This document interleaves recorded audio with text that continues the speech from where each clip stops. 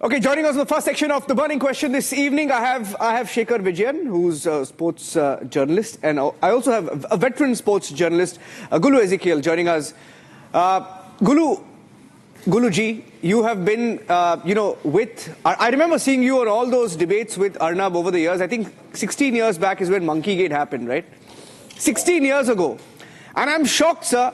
And I'm shocked, Mr. Ezekiel, today, the biggest headline coming out of Australia, or at least in the social media, we're all debating the PR tactics. Some are questioning Rohit Sharma. Some are blaming Virat Kohli. Some are pointing fingers at Gautam Gambhir. In the middle of all of this, the racism, the open racism in the grounds and in the stands is not being discussed, is not being debated. Nobody's even raising questions on this. Guluji.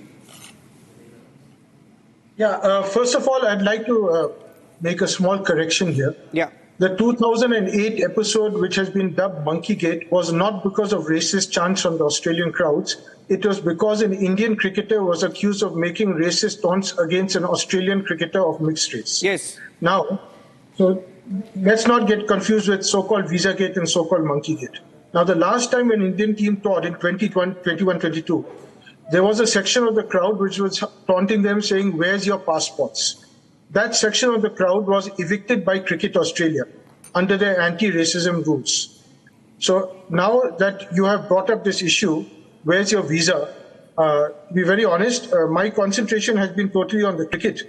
And it's been a fantastic series and a fantastic test match, just 2 days. So it's been very riveting, and this particular issue was not brought to my notice until you called me to a discussion.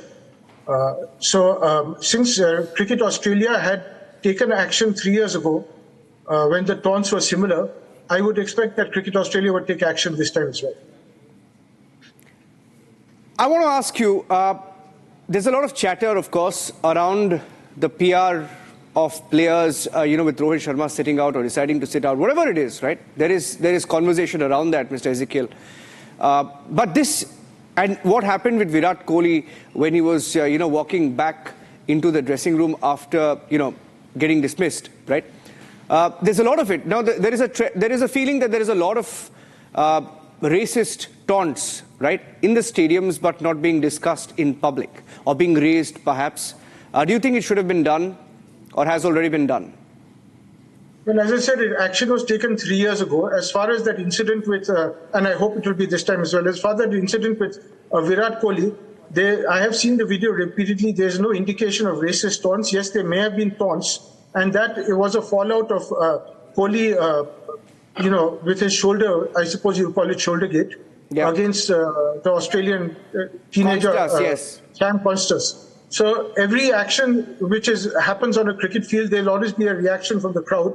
When you have a crowd of 80,000, you can't, discipline each and every person. What you can do is you can take action, and if the charges are found to be valid, then you can remove the spectators, as was done 3 years ago by Cricket Australia. Yeah. I'd like to get in Shekhar Vijayan here. Shekhar, what do you make of these taunts? I mean, it's become common, almost.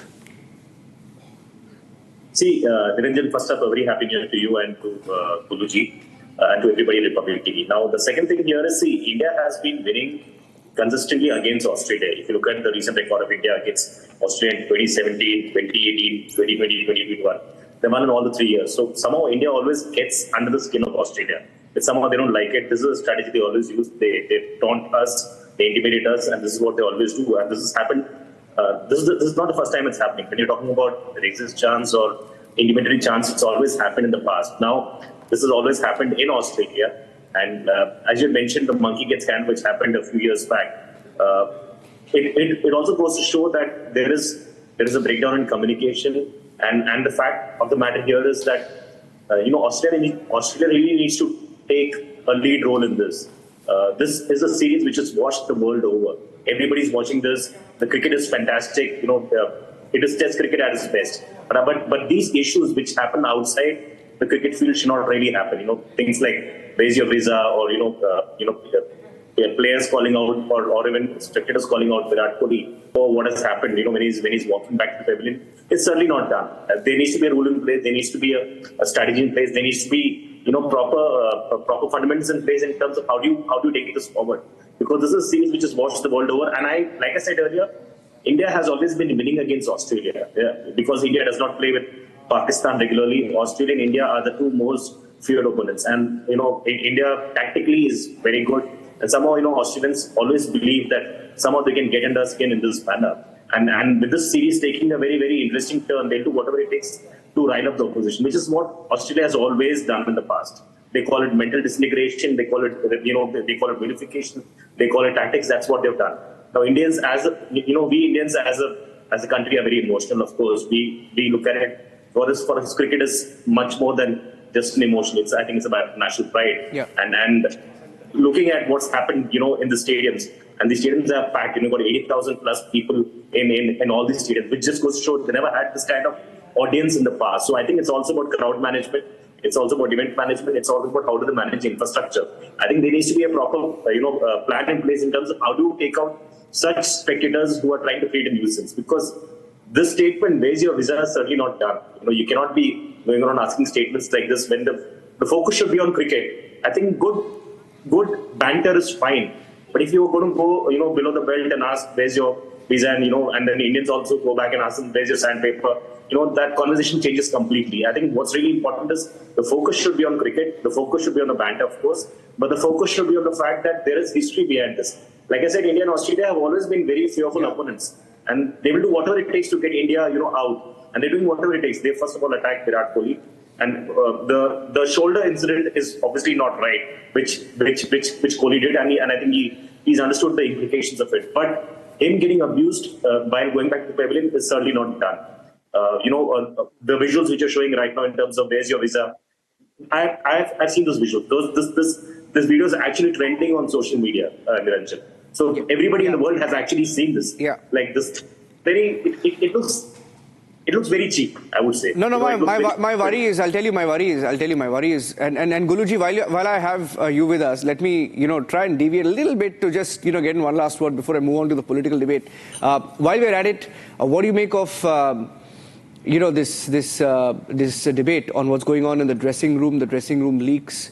Right, Rohit's PR. I saw a soundbite. A lot of people commenting saying that there was no need for a broadcaster. I won't name the broadcaster to bring him on in an interview, and him making a statement saying I'm not going anywhere. And this entire drama is going on around these veterans. Of course, we've had a riveting test series. These are greats of the game. You can't discount what they've done for Team India.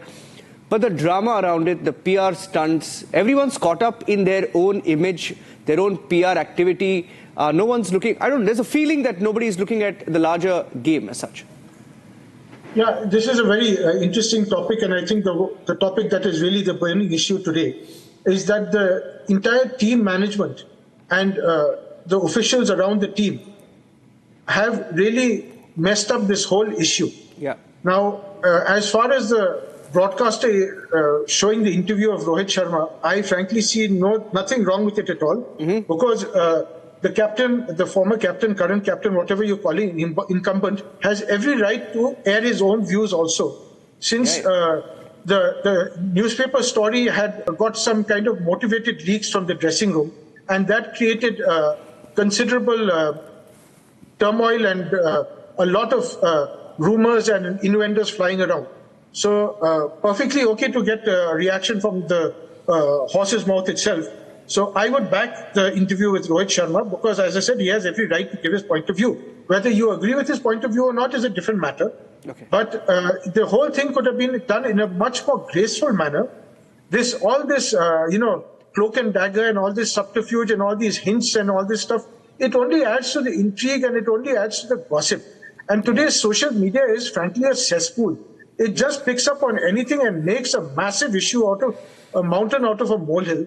And some of the crude comments that go back and forth between so-called fans of the game on social media are a slur on the face of cricket. And also, these things should be, instead of blown up by the mainstream media, I think they should be thoroughly ignored and condemned.